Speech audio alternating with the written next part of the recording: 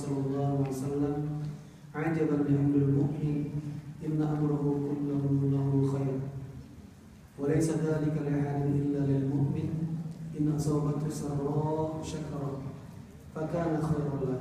Wa in asabathu dharra sabara, fakana khairan lahu. Allahumma hdina wa hdina waj'alna sababan liman ihtada. Allahumma ighfir lana wa li walidina warhamhuma kama rabbayana shighara. Wa li jami'il muslimina wal muslimat wal mu'minina wal mu'minat al-ahya'i minhum wal amwat, innaka mujib da'wat ya qadiyal hajat. Allahumma ighfir lana wa li ikhwanina alladhina sabaquna bil iman wa la taj'al fi qulubina ghillan lil ladzina amanu. Rabbana innaka ra'ufur rahim. Rabbana faghfir lana dhunubana wa kaffir 'anna sayyi'atina wa tawaffana ma'al abrar. Rabbana hab lana min azwajina wa dhurriyyatina qurrata 'ayun waj'alna lil muttaqina imama. Allahumma arina al-haqqa haqqan warzuqna ittiba'ah wa arina al-batila batilan warzuqna ijtinabah. Allahumma la tada' lana hadha al-maqam dhanban illa ghafartah wa la 'ayban illa satartah wa la maridan illa shafaitah wa la taliban illa najjahta wa la 'ayban illa satarta wa la baitan illa aslahta wa la zawjan illa aslahta wa la baitan illa as'adta wa la mubtalan illa nasarta wa la mujahidan illa nasarta wa la hajatan min hawaijid dunya illa qadaita wasaqtaha bi rahmatika arhamar rahimin. Allahumma aktubna fil muslimin wa atina kitabana bil yamin wa dakhilna jannatan na'im birahmatika ya arhamar rahimin, birahmatika ya arhamar rahimin. Amin amin amin ya rabbal alamin. Alhamdulillah,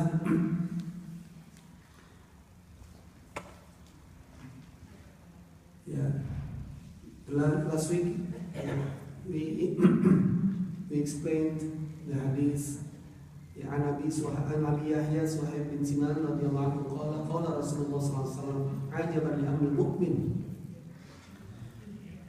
Abi Yahya narrated that Suhaib bin Sinan said, Prophet Muhammad sallallahu alaihi wasallam said, "Ajaban li amri mu'min," miracle things to the mu'min. Mu'min is miracle. Inna amrahu kulluhu lahu khair. Everything is khair. Everything is khair. وَلَيْسَ ذَلِكَ لِأَحَدٍ إِلَّا لِلْمُؤْمِنِ. Nobody can do except the Muslim. Mu'min. No one except the Mu'min. In asabatu sarra shakra. When the Mu'min finds something bad or something good, so he says, sabar, shakar, alhamdulillah, shakar, gratitude. Fakana khairun. This is khair. When asabatu dharra sabar. When the mu'min find something bad, so he's patient. Dharra. Fakana khairun.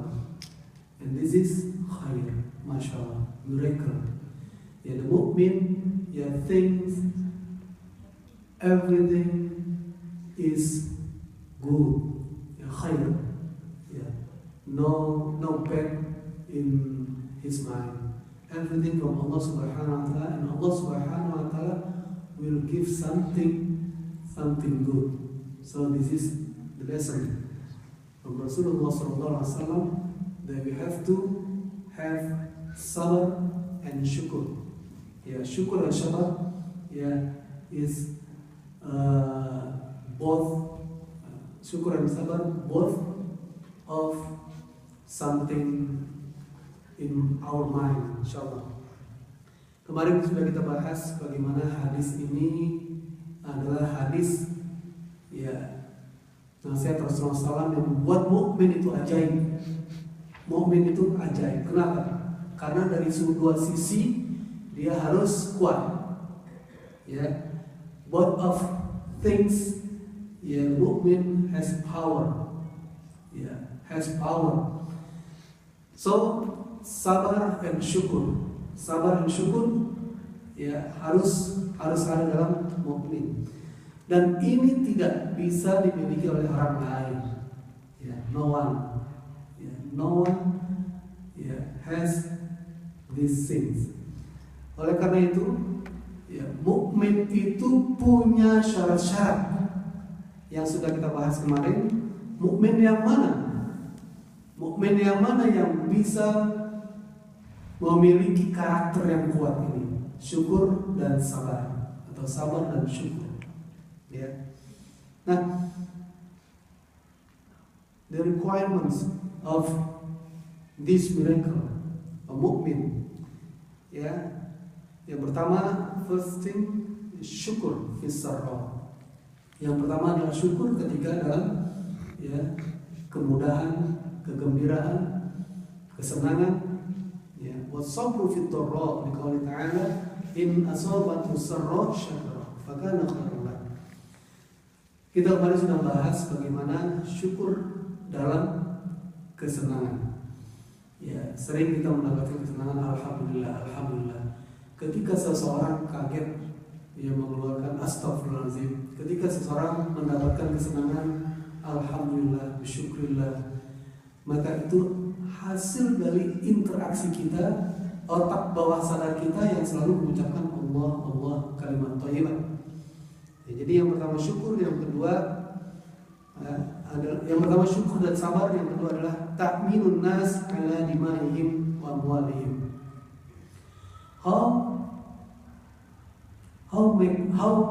give the guarantee to the others. Jadi bagaimana memberikan garansi kepada orang lain about the blood, the wealth. Jadi di sini adalah bagaimana orang mukmin itu punya kekuatan untuk tidak mengganggu orang lain. Dari sisi darahnya, dari sisi hartanya tidak pernah terganggu. Ini sudah kita bahas kemarin. Kemudian yang ketiga, ada mu'alat min yuha'adun Allah wa rasulah wal mu'minin. The third, ada mu'alat.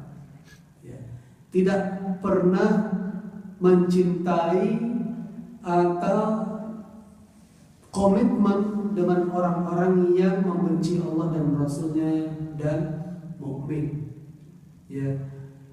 Don't ever love to haters.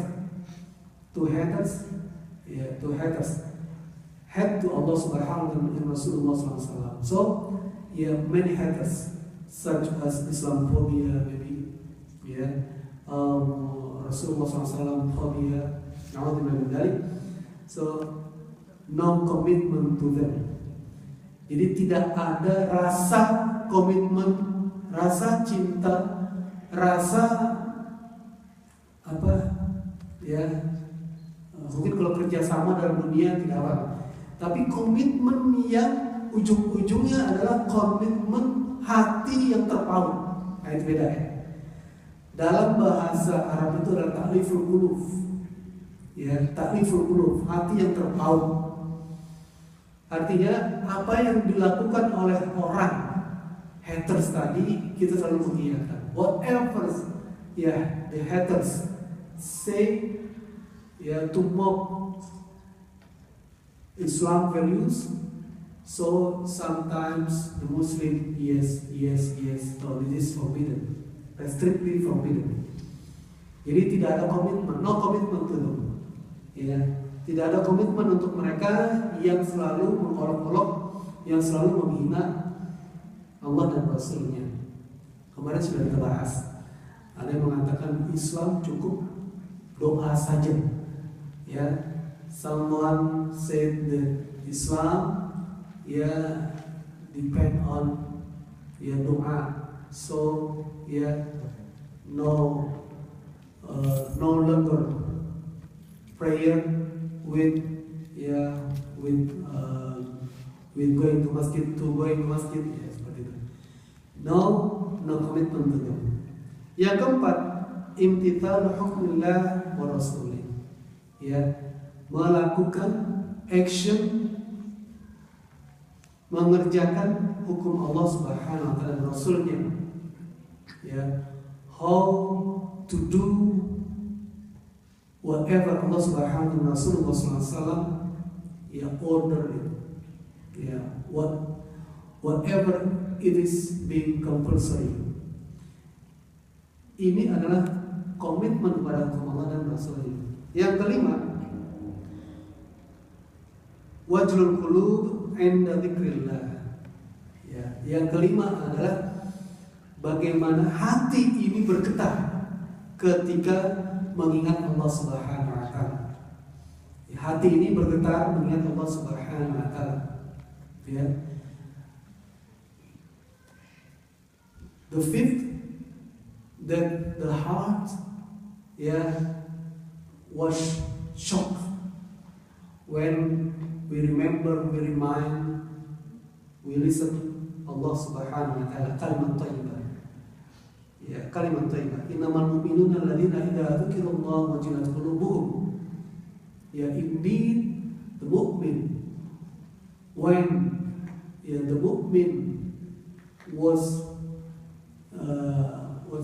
delivered by Allah Subhanahu wa taala, once mentioned the kalimat, the words of Allah Subhanahu wa taala, wajilat qulubuhum. So he shocked. His heart was very shocked. This is number 5. Nomor 5. Wajilat qulub 'inda dzikrillah. Yang keenam, tawakkal 'ala Allah bil akhdhi bil asbab. Yang keenam adalah bagaimana tawakal kepada Allah Subhanahu wa taala untuk mengambil sebab-sebab kesuksesan. Ya, jadi tawakal. Nah, ini sudah kita bahas juga. Jadi kemarin sudah membahas 6 poin ya. Kemarin sudah kita bahas 6 poin. Sekarang kelanjutannya. Nomor 7. Iqamus sholati wal infaq mimma razaqahullah. Begitu. Jadi mendirikan sholat, ya, dan infak atau zakat apa yang Allah telah berikan rezeki. Nah, ini sangat penting. Kenapa? Awwalu ma yuhasabu 'inda Allah yaumul qiyamah as-shalah. Pertama kali yang akan dihisab oleh Allah Subhanahu wa taala di hari kiamat nanti adalah salat. Jadi kalau amal kita pas-pasan tapi salatnya rajin ke masjid, ya, mungkin mulut ini selalu minor, atau tangan ini selalu kurang baik terhadap orang, atau pikiran kadang kurang beres, pikiran kurang beres seperti apa ya? Error atau salah sangka, bad mood, maunya marah-marah, itu awalnya dari pikiran, dari perasaan. Nah, ketika ini sering error, tapi sholatnya rajin, insya Allah mudah-mudahan, mudah-mudahan yang penting jaga sholatnya. Meskipun sholat ini inna sholata tanha 'anil fahsya'i wal munkar, sholat ini bisa mencegah fahsya dan munkar. Fahsya itu adalah hal-hal yang berbau seksual. Jadi hal-hal yang berbau seksual, kejahatan seksual itu disebut fahsya. Obatnya adalah perbaiki sholatnya. Wal munkar, munkar itu adalah kejahatan kriminal. Seseorang mencuri, seseorang merampok, itu kriminal. Awalnya adalah dari pikiran-pikiran yang error, perasaan-perasaan yang salah. Nah, ini akhirnya jadi kriminal. Nah, ini bisa diselesaikan dengan sholat. Ternyata real, bahwa zaman sekarang untuk menghilangkan kriminal itu mereka membuat pensucian jiwa. Itu mereka membuat hati ini selalu dikontemplasikan, yaitu dengan meditasi dan sebagainya. Ini terjadi. Sepanjang jalan Georgia Avenue ini aja saya perhatikan ya dekat-dekat downtown itu ada 3 tempat kalau salah tentang meditasi. Ya, 3 tempat untuk meditasi. Kenapa? Karena banyak orang stres, banyak orang menjadi kriminal, banyak orang error karena kering hatinya dan akhirnya dia meditasi. Nah, sayangnya meditasi ini tidak ditujukan kepada siapa. Meditasi ini dia menghambakan kepada dirinya sendiri. Dia menuhankan dirinya sendiri. Dirinya harus kuat, ya dirinya sebagai Tuhan, ya punya syahwat, tidak punya standar. Standarnya menurut dirinya sendiri. Ya. Tetapi kalau umat Islam, mukmin, nah ini disebut wajilat qulubuhum. Maka kita di sini diajak kontemplasi. Kita di sini diajak untuk ya memikirkan diri sendiri, melihat ke depan hari kiamat, nanti akan dihisab, akan ditanya oleh Allah Subhanahu wa taala, dan kita standarnya adalah Quran. Standarnya adalah Allah Subhanahu wa taala. Allah Subhanahu wa taala ya kan hayyun, hidup, tidak pernah mati. Al-awwal wal akhir, yang awal dan tidak pernah akan berakhir, itu Allah Subhanahu wa taala. Quran juga begitu.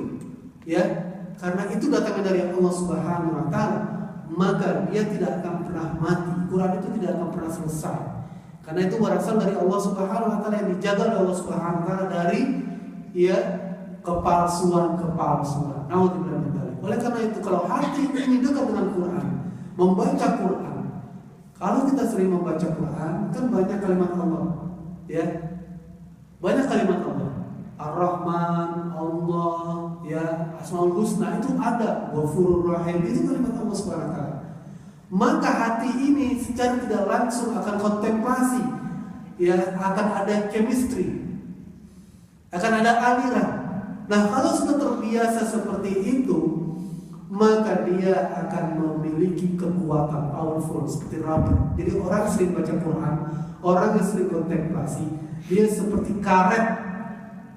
Kalau ditarik untuk kejahatan-kejahatan, ya maaf bukan kejahatan, kesulitan-kesulitan, permasalahan hidup, dia tidak akan stres.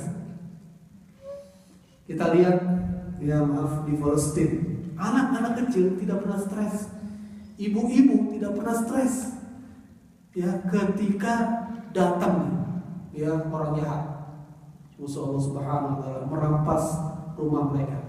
Sering kan nonton ya klip-klipnya kan, ibu-ibu asik masak, tiba-tiba rumahnya dirubuhin ya sama apa namanya mobil besar itu. Ya paling marah saat itu, berdoa kepada Allah Subhanahu wa taala, tapi tidak pernah stres, tidak ada yang gila. Bahkan anak-anaknya berjuang, masya Allah. Ya, subhanallah. Nah, kenapa? Karena itu adalah ujian dari Allah Subhanahu wa taala. Itu adalah cara Allah menyayanginya. Karena sering baca Quran, anak-anaknya hafal Quran. Jadi anggapan dia adalah cara Allah menyayangi hambanya supaya dinaikkan derajatnya, masya Allah. Tapi kalau kita diuji seperti itu, apanya nggak sanggup? Ya, apanya tidak sanggup. Diuji dengan pekerjaan, diuji dengan macam-macam, ya sulit berat. Kenapa? Karena kita belum terbiasa. Ya, kita belum terbiasa.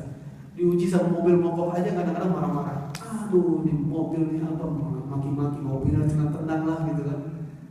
Ya seperti itu kan. Atau kita lihat ada di klip, ya ada di YouTube. Orang lagi stres, nanti komputernya rusak, akhirnya dibuang ke bawah. Aduh, begitu kan. Nah ini kenapa? Mentalitas bagaimana menuhankan dirinya. Dirinya sanggup berbuat apa saja. Urusan belakangan, ya nanti ya dipikirkan. Teman saya pernah ada yang konsul ya. Jadi teman dia. Itu dalam setahun itu dia bilang dia mengganti HP lebih dari 13 kali. Dalam setahun. Kenapa? Kalau lagi marah, apa yang ada di tangannya itu dibanting. Ya, itu dibanting. Dulu HP-nya dulu mahal-mahal ini. Ya, dulu masih zamannya apa? Nokia ya, yang bisa dibuka gitu komunikator. Itu rusak semua dia. Nah, Allah bilang kembali, kenapa? Karena tidak digetarkan hati dengan Allah Subhanahu wa taala. Maka tidak jadi ajaib. Tidak mungkin jadi ajaib orang seperti ini. Cengeng orang seperti ini. Orang itu cengeng, nanti akan ngadu di Facebook. Begitu. Kenapa? Karena menuhankan dirinya. Ya, menuhankan dirinya seperti itu. Ya banyak. Ya jadi diantaranya kalau kita melihat ya banyak tipe-tipe yang menuhankan dirinya, dia tidak digetarkan hatinya, tidak ada chemistry dengan Allah Subhanahu wa taala. Ya. Begitu. Jadi kisah Umar bin Khattab ketika beliau mendengar ayat surat At-Tur, wa kitabim mastur fi raqim mansyur wal baitil ma'mur was saqfil marfu' wal bahril masjur inna 'adaba rabbika lawaqi' ma lahu min dafi' inna 'adaba rabbika lawaqi'. Ketika Umar bin Khattab cuma mendengar ayat ini, tiba-tiba dia langsung jatuh, lemas, ya, dengkulnya seperti tidak ada tulang lagi, seperti tidak ada darah, jatuh. Ya, dia seperti melihat api neraka yang menyala-nyala di depannya, siap menarik. Jadi kalau kita lihat hadis-hadis, nanti makanya sering mendengar ya nasihat Rasulullah SAW, sering mendengar ceramah. Jadi neraka itu dia seperti lidah nanti di akhirat itu. Ya neraka itu dia seperti makhluk. Pernah ini nggak nonton film animasi anak-anak? Jadi api itu animasinya itu seperti lidah, seperti tangan, itu bisa narik kemana-mana. Itulah neraka, api neraka. Api neraka itu kan banyak ininya. Ya percikan-percikan. Percikannya itu semuanya seperti tangan. Dan dia akan menarik. Dia tahu, ya dia punya Bluetooth. Bluetooth orang jahat dengan Bluetooth dia itu nyambung. Begitu. Kalau sekarang Bluetooth, kalau dia bukan Bluetooth lagi, itu langsung ya unlimited. Dia punya tali, punya lidahnya itu unlimited, sejauh apapun itu langsung nyambung gitu. Dia tahu mana yang jahat, yang menjadi ya sahabatnya, yang menduduki neraka, tahu. Makanya langsung seperti kodok. Kalau kodok kan pernah lihat kodok? Kodok kalau makan nyamuk itu kan lidahnya panjang, nyamuk sampai terkaget-kaget, dikira nyamuk masih jauh ini, nggak apa-apa, slow aja. Ya terbangnya dekat-dekat kodok, karena kan kodok amis, nyamuk senang juga. Akhirnya ya sama kodok lidahnya panjang dan cepat sekali. Seperti itu neraka. Nah Umar bin Khattab gemetar ketakutan. Akhirnya ya inna 'adaba rabbika lawaqi', sesungguhnya azab Allah Subhanahu wa taala lawaqi', real, terjadi, pasti ada. Nah Umar langsung seolah-olah melihat neraka di depan mata, terkaget-kaget, kemudian lemas, kemudian jatuh. Masya Allah. Kemudian dengan kekuatan yang ada, perlahan-lahan dia merangkak, terus kemudian ya menarik untanya, ya akhirnya berhasil lah bisa naik untanya, kemudian dengan lemas memegang untanya pulang ke rumah. Sampai ke rumah juga ya pelan-pelan masuk ke rumah. Kemudian 40 hari Umar bin Khattab sakit. Masya Allah. Kenapa sakitnya? Karena depresi. Nah ini orang-orang yang hatinya itu punya chemistry dengan Allah Subhanahu wa taala. Ya ibu-ibu, halo ibu-ibu. Halo. Halo Pak. Halo Pak. Ya.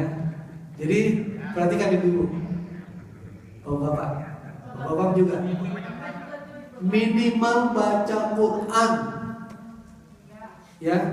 Sehari berapa? 1 juz. Bapak 2 juz ya? Ya, minimal baca Quran kalau kita mau selamat.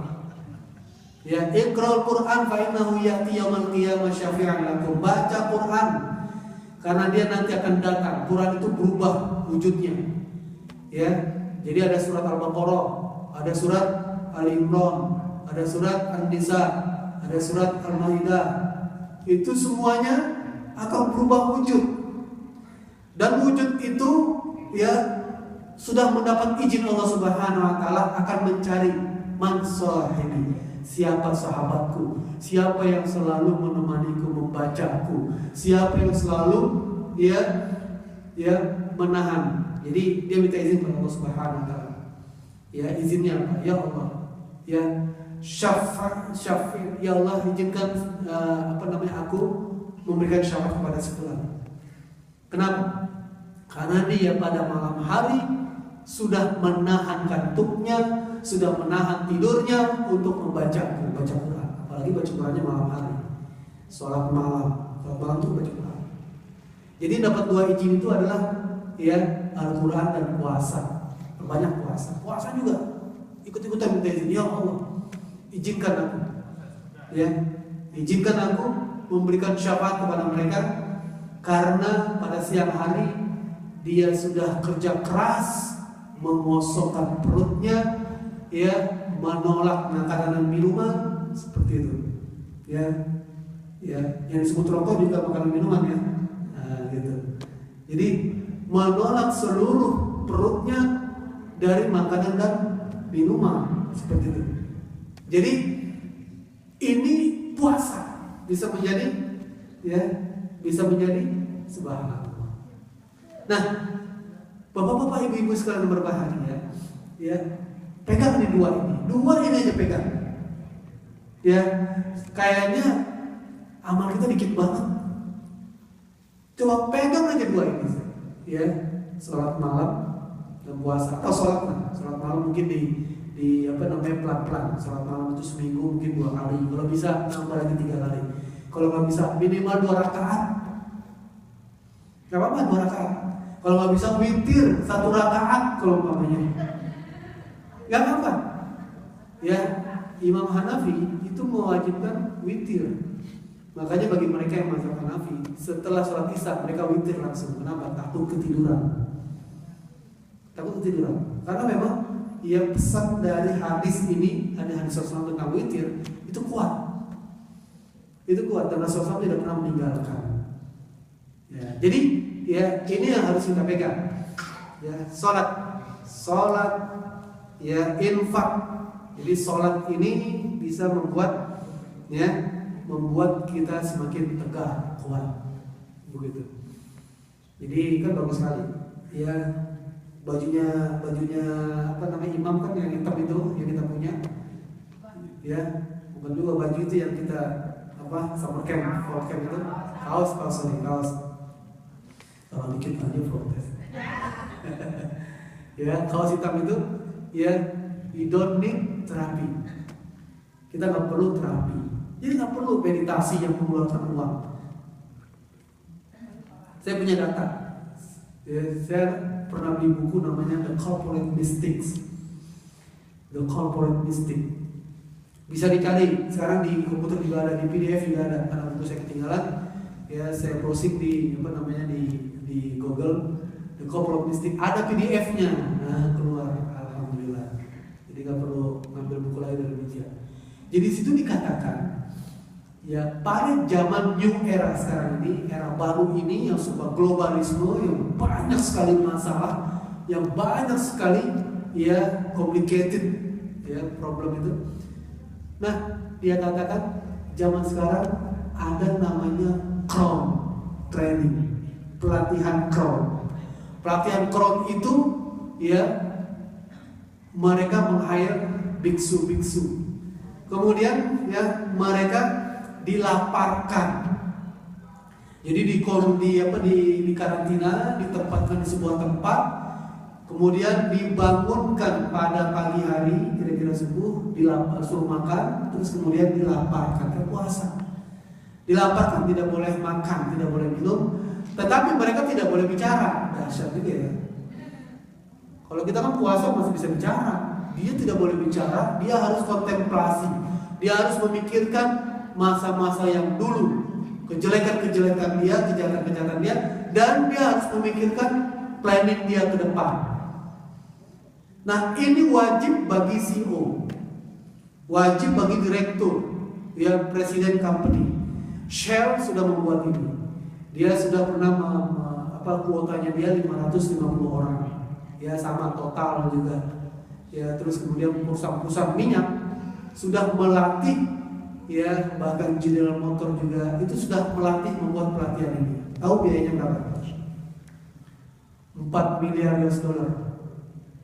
Ya, biayanya sekali pelatihan adalah 4 miliar US dollar untuk 550 eksekutif. Cuma 550 eksekutif biayanya 4 juta dolar. 4 miliar dolar? 4 juta dolar ya? Enggak ya? Ya, nah seperti itu. Bukan 4 miliar kali ya, 4 miliar ya. Tapi 4 ya. Nah, itu besar sekali, Masya Allah. Ya, besar sekali karena seluruh CEO seluruh dunia dia undang untuk membuat pelatihan itu. Nah, ketika ditanya apa sih objektifnya, outputnya apa? Mereka menjawab, ya pelaksananya menjawab, zaman sekarang ini sudah saatnya pimpinan-pimpinan direktur dipegang oleh orang-orang yang memiliki spiritual. Karena dengan spiritual yang tinggi perusahaan akan maju. Dengan spiritual yang tinggi dia akan baik dengan bawahan. Dia akan memiliki relationship hubungan baik dengan konsumer. Ya, customer. Dia akan memperhatikan bawahannya. Dia akan perhatian, dan inilah values, nilai-nilai bisnis yang harus ditegakkan. Kejujuran, gentle, frank, terus terang. Ternyata Masya Allah, dari kehidupan sholat ini yang kita punya itu sebenarnya sudah sukses dunia dan sukses akhirat. Cuma zaman sekarang kita lihat umat Islam kenapa keterbelakang? Karena sholatnya belang bentong, sholatnya bolong-bolong. Pada zaman Rasulullah SAW, coba dulu morat-marit, yang kaya makin kaya, yang miskin makin miskin, ya kan? Korupsi ada di mana-mana, rekening liar juga sama dengan zaman sekarang. Abu Jahal itu tahu betul tentang Rasulullah SAW. Bahkan dia, saking sukanya dengan Rasulullah SAW, saking senangnya dengan Al-Quran, pernah 3 hari berturut-turut ketika dia stres, karena mungkin uangnya ada yang ngambil kali kan, di situ kan sikat-sikut antara Abu Jahal dengan Abu Lahab, antara Abu Lahab dengan Walid bin Mughirah, antara Walid bin Mughirah dengan Suraqah, dengan macam-macam. Itu sikat-sikut. Karena namanya juga preman kan gimana sih? Preman kan lahan-lahan, lo ngambil lahan gue, mau ribut lagi kan begitu kan. Nah dia stres. Ternyata Abu Sufyan juga stres juga. Walid bin Mughirah juga stres juga, ada 3 orang stres. Tapi dia diam-diam, mungkin 3-3 ribut kali gimana ya? Diam-diam, suatu malam, bagaimana menghilangkan stresnya? Dia mau kontemplasi. Tahu cara kontemplasi dia? Diam-diam dia mendatangi rumah Rasulullah SAW. Nah, Rasulullah SAW saat itu sedang mengulang baca Qurannya. Jadi karena itu gelap saat itu, dan saat itu tidak ada bulan, tidak ada lampu. Jadi Abu Jahal duduk di satu sisi sini, Abu Sufyan duduk di sisi ini, Walid duduk di sisi ini. Tidak nampak, tidak kelihatan satu yang lain. Itu happy, bahagia mendengarkan ayat-ayat Quran, Masya Allah. Mereka tersenyum, mereka ketakutan, meneteskan air mata. Itu kalau emosional itu sudah terpenuhi, itu kan bahagia kan? Ibu-ibu kalau udah marah banget sama orang, apalagi sama suaminya, terus kemudian curhat ke orang sampai keluar air matanya, itu kayaknya sudah plong banget kan?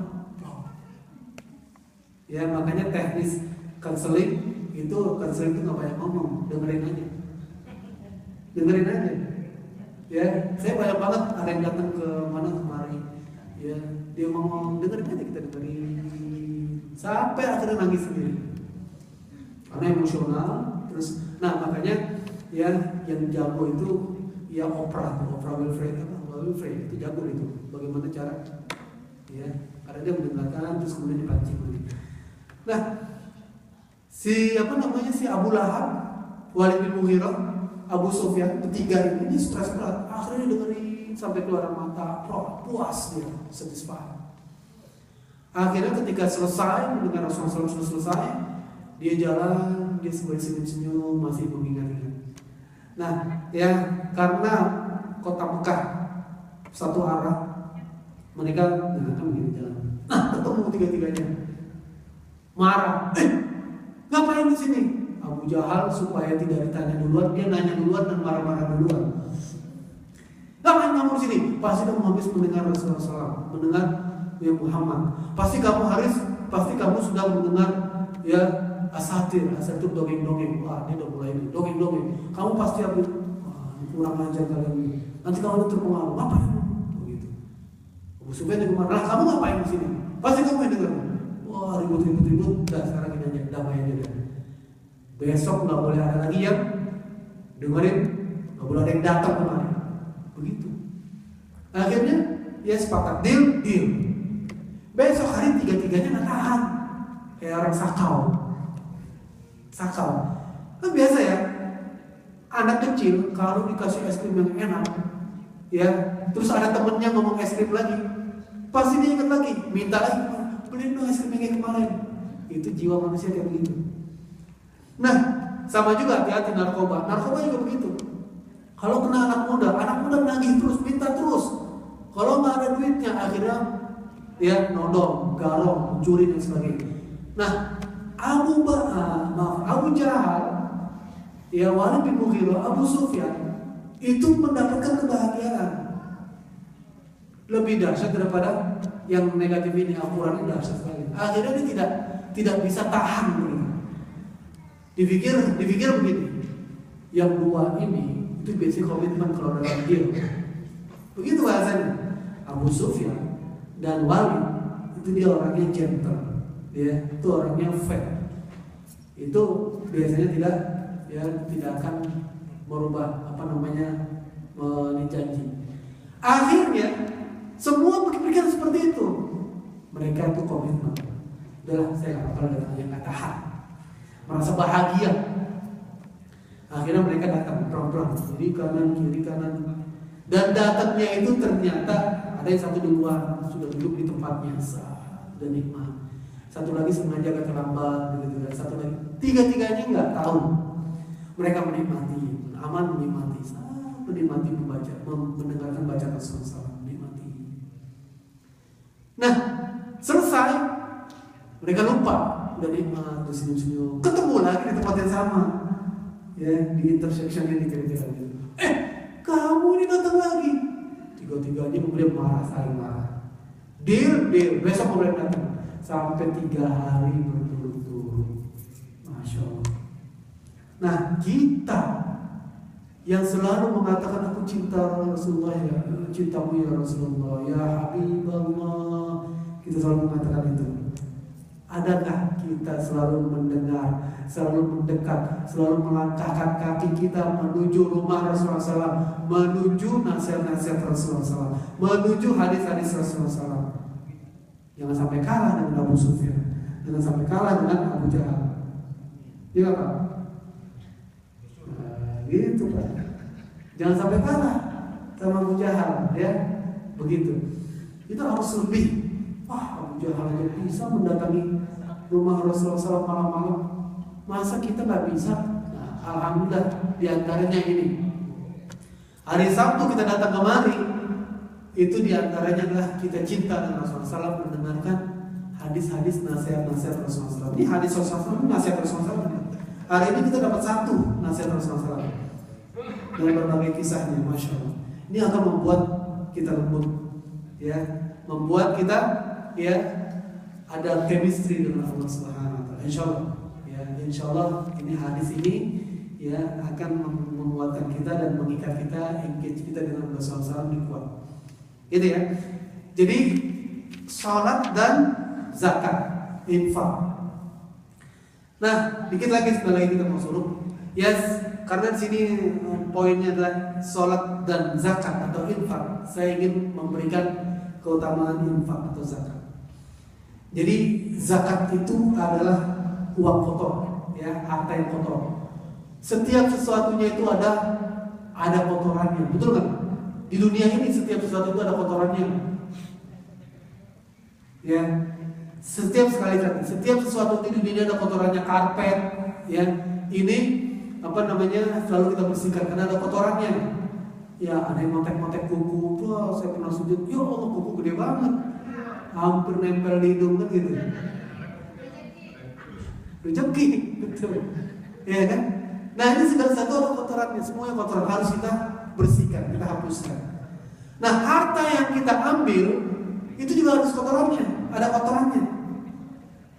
Makanya Rasulullah SAW tidak pernah mengambil harta zakat. Ada yang datang ke Rasulullah, ya Rasulullah SAW, ini saya harta zakat nih, ya, ini untuk Rasulullah SAW. Oh, nggak mau. Keluarga Nabi pantang mengambil harta zakat. Kenapa? Karena itu uang kotor. Jadi uang kotor yang kita dapatkan hanya 2,5%. Hanya 2,5%. Dari berapa? Dari besarannya 85 gram. Kalau duit kita lebih dari 85 gram, emas sekarang berapa sih? Gak tahu nih, kalau dolar ini saya lupa ya berapa. $50. Ya, 1 gramnya sekian dikali 85 gram.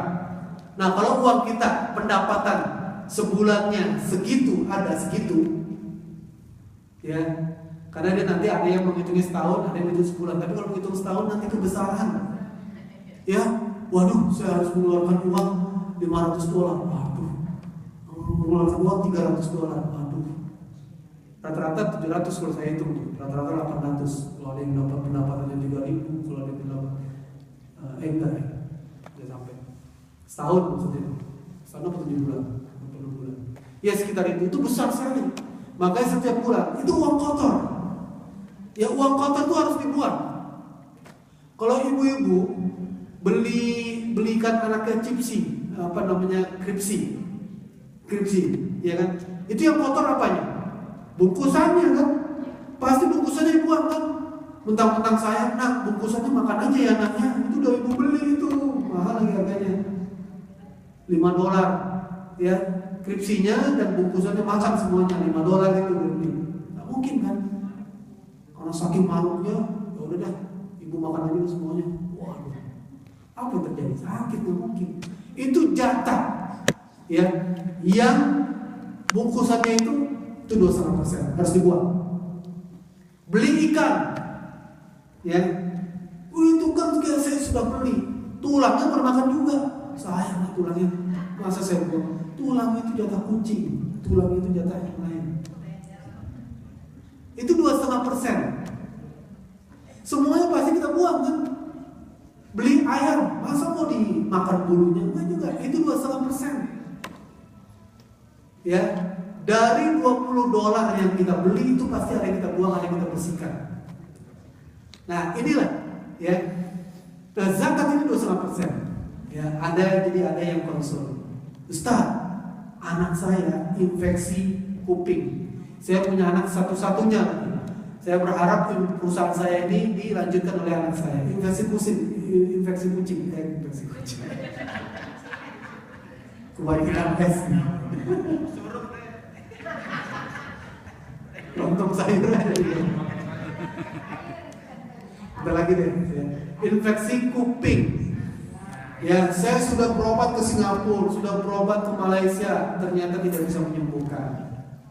Kemudian, ya, kita tanya, berapa zakat yang Bapak keluarkan setiap tahunnya dalam perusahaan ini? Zakat? Apa itu zakat? Zakat itu makhluk apa ya? Bingung dia. Oh, sekarang berapa omset yang didapatkan, keluarkan 2,5%, infakkan itu. Itu adalah uang kotor. Karena 2,5% itu tidak pernah dibuang, ya, maka dimakan terus, maka 2,5% itu numpuk, 2,5% itu kotor. Itu kan uang kotor, numpuk di kuping. Kuping itu jadi infeksi. Makanya buang, kumpulkan 2,5% selama ini, selama tidak pernah keluarkan. Kemudian tobat kepada Allah Subhanahu Wa Taala, pergi umroh, minum air zam-zam. Kalau bisa kucurin. Benar dia. Iya, kucurin kuping. Kan zam-zam itu obat. Ma'un zam-zam dimasyuri balam. Ini maaf. Saya pernah membaca ada seorang artis dari Suriah, perempuan. Dia udah kemoterapi, udah peot, ya, sudah hitam, udah botak. Akhirnya dia mandi Zam-Zam, dia umroh, dia hidup berbulan-bulan di Mekah, ya, dia minum Zam-Zam, terus akhirnya dia normal kembali. Subhanallah. Ini ajaibnya Zam-Zam. Nah, jadi ya pengusaha ini kemudian dia keluarkan zakat. Daripada dia berobat ke Singapura, ya kan, dengan biaya tinggi, dia keluarkan zakat. Terus kemudian dia kucurkan anaknya tuh, udah infeksi berat, dokter angkat tangan. Alhamdulillah sembuh, masya Allah. Kenapa? Karena barang kotornya sudah dia keluarkan dan dia bertobat kepada Allah Subhanahu wa taala. Nah, ini zakat. Nah, kemudian kalau mau lebih sukses lagi, keluarkan lagi sedekahnya. Sedekah itu dulu zakat. Jadi kalau zakat itu wajib, kalau sedekah itu yang tidak wajib, ya, yang kesenangan kita. Nah, sedekah ini akan menjadi, dalam hadis lain, akan menjadi nur di dalam kubur kita. Kubur kita akan menjadi luas dengan sedekah. Itu yang pertama, sedekah. Yang kedua, sedekah itu akan menghilangkan, ya, takdir yang jelek. Kalau hari ini umpamanya kita ditabrak mobil juga, begitu kan, terus kemudian pingsan, kemudian orangnya lari, nggak mau tanggung jawab asuransinya, begitu. Dengan banyak sedekah terhindar. Itu yang kedua. Yang ketiga, sedekah itu menghilangkan penyakit kita. Kalau kita ada penyakit, kalau kita sakit dan sebagainya, ya, itu dengan sedekah itu, ya, selesai. Jadi Brother Jafar tanya sama saya hadisnya, Ustaz, benar nggak hadisnya nih? Anak saya ketiban lemari. Ada neneknya. Ada neneknya. Iya, Brother Jafar. Saya kasih tahu hadisnya. Ini hadisnya. Hadisnya sahih. Kalau mau cepat sembuh, sedekah. Ini hadisnya. Ya, untuk menghilangkan, ya, itu tadi, penyakit tadi. Jadi saya kasih tahu hadis-hadisnya. Menerangkan kubur, ya. Terus kemudian menghilangkan menghindari takdir yang jelek seperti itu. Nah, ini makanya sholat dan sedekah itu menjadi mukmin itu ajaib. Wallahu a'lam. Semoga kita termasuk hamba Allah Subhanahu wa taala yang ajaib. Amin ya rabbal alamin. Ya, semuanya kita masuk surga insyaallah. Amin ya. Seperti itu. Ya. Kenapa?